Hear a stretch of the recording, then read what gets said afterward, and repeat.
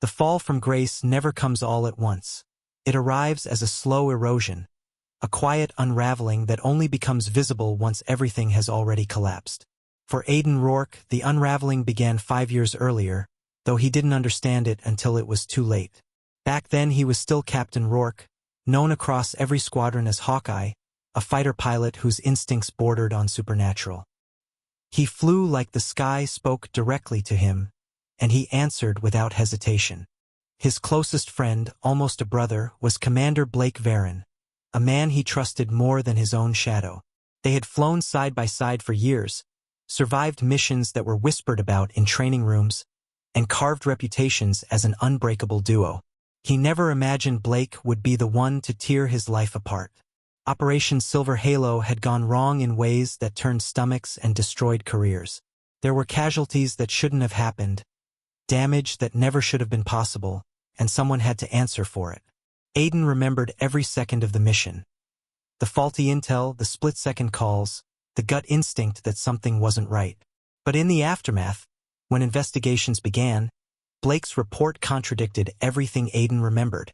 Blake claimed Aiden broke formation, misread coordinates, and gave reckless commands. Claims Aiden knew were lies, but the burden of proof fell on him. Blake's signature carried weight. His testimony was polished, clean, practiced. And the Air Force, seeking someone to take the fall, found their sacrifice in Aiden. Stripped of rank, wings, and the call sign that once defined him, Aiden left the military with nothing but disbelief and the echo of betrayal ringing in his ears.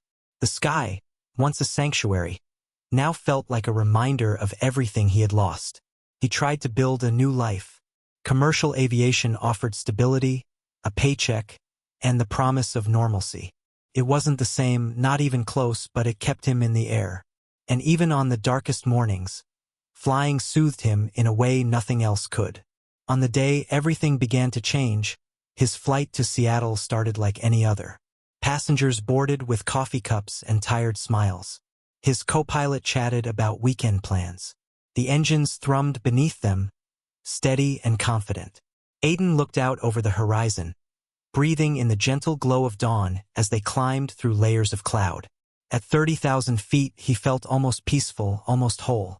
But betrayal has a long memory, and fate never forgets the men it plans to test again.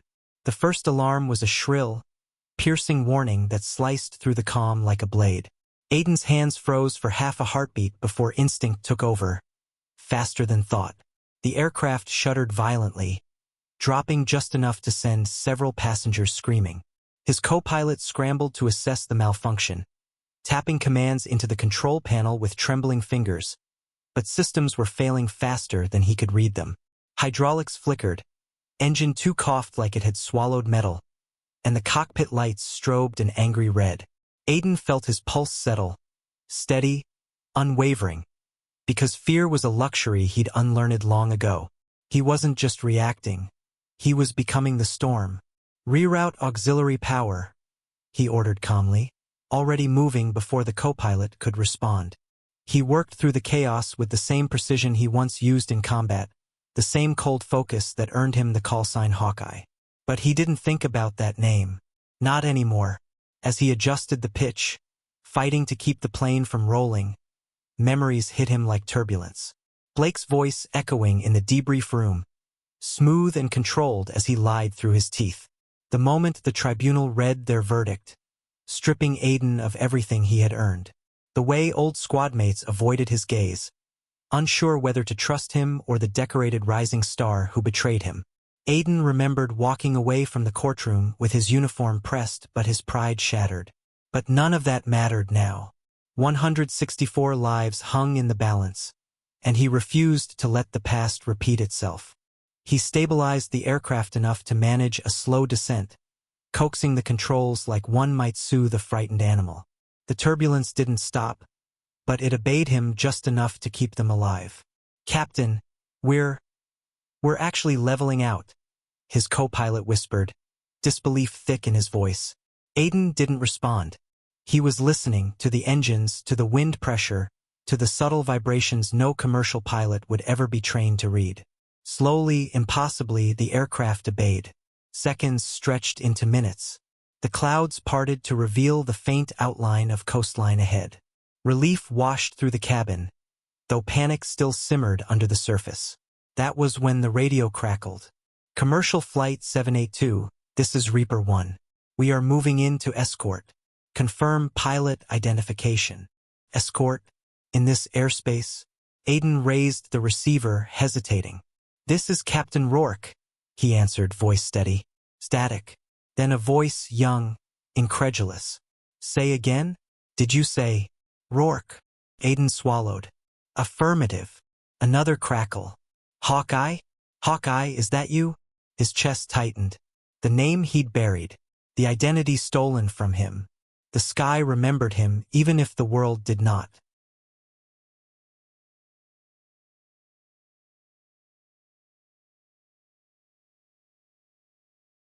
The moment the F-35 pilots uttered his old call sign, the air inside the cockpit felt heavier. Aiden didn't answer at first. He simply guided the wounded aircraft forward, focusing on the descent path and the trembling engines. But the radio stayed open, and the silence on the other end felt charged, as if the pilots escorting him already knew the truth and were holding their breath. When he finally confirmed, a wave of stunned chatter erupted between the jets. They weren't just surprised, they sounded reverent, almost emotional. The legend of Hawkeye, the prodigy who vanished under scandal, had clearly lived on in the classrooms and simulators of fresh pilots who never knew him but had studied his maneuvers like holy scripture. Below, emergency crews scrambled along the coastline runway. Above, the escort jets circled protectively. Within that fragile corridor of sky, something long buried began to crack open. After landing the aircraft and ensuring evacuation, Aiden expected nothing more than paperwork, statements, and a long, exhausted silence once he returned home. Instead, within hours, messages, calls, and official inquiries flooded toward him. The F-35 pilots had already submitted their flight recordings. Footage of his impossible landing spread across military channels, then seeped into civilian news. Experts replayed his maneuvers frame by frame, comparing them with archived footage of Hawkeye in combat years earlier. Patterns emerged, identical movements, identical instinct. The world started asking uncomfortable questions. At Air Force Command, men who once believed Blake Varen's testimony found themselves revisiting old doubts. Archivists pulled sealed files from storage. Technicians re-examined data logs once declared corrupted.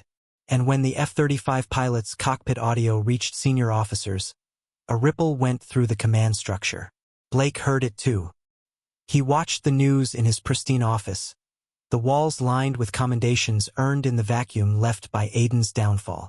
The moment the anchors spoke Hawkeye's name, Blake's expression cracked. He recognized the threat instantly. If Aiden was rising back into public attention, if people started comparing facts, the old lies might unravel. Blake tried to contain it, contacting old allies, urging them to maintain the official narrative. But recordings had resurfaced. Voices, telemetry, maps, and these fragments contradicted the reports he had forged years ago. His confidence faltered as analysts began to detect inconsistencies. Aiden didn't reach out to anyone. He didn't need to. The gravity of truth had already begun pulling everything toward it. Late one evening, 2 investigators arrived at his door. They carried an encrypted black box, recovered and restored, something Blake once insisted had been destroyed. As they played it, Aiden heard the mission again, raw and unaltered. Heard Blake's voice giving the fatal strike order. Heard his own attempts to intervene. He felt the betrayal all over again, sharp and fresh. But beneath the pain, for the first time in 5 years, he felt something else. Vindication. When the board of inquiry convened, the room buzzed with tension, the kind that made every breath feel heavy. Aiden walked in deliberately, uniform crisp, every movement controlled. He didn't need the courtroom to validate him. He had already saved 164 lives, but the reckoning waiting inside was one he could no longer ignore. Blake Varen sat at the other end, the confident posture replaced by a stiffness that betrayed nerves. The room seemed smaller somehow, as if truth alone compressed the space. The first hours were procedural, a dance of technicalities and formalities. But when the recovered black box recordings were played, the atmosphere shifted. Officers leaned forward, notebooks abandoned. Every word, every command Blake had issued, every falsified report that had condemned Aiden, was laid bare in cold, unalterable clarity. The recorded sequence of events contradicted every statement Blake had made 5 years ago, leaving the colonel sputtering, grasping at excuses. The board didn't flinch. The evidence was undeniable. Aiden didn't need to shout, didn't need to plead. His presence alone carried the weight of integrity. Finally, the moment came. He stood and faced Blake directly, his voice calm but edged with a controlled fury. "You framed me. You stole my life. Not just mine. You destroyed the trust of our comrades, the reputation of our unit, and the lives of countless innocents who counted on our judgment." Blake's defenses collapsed under the pressure.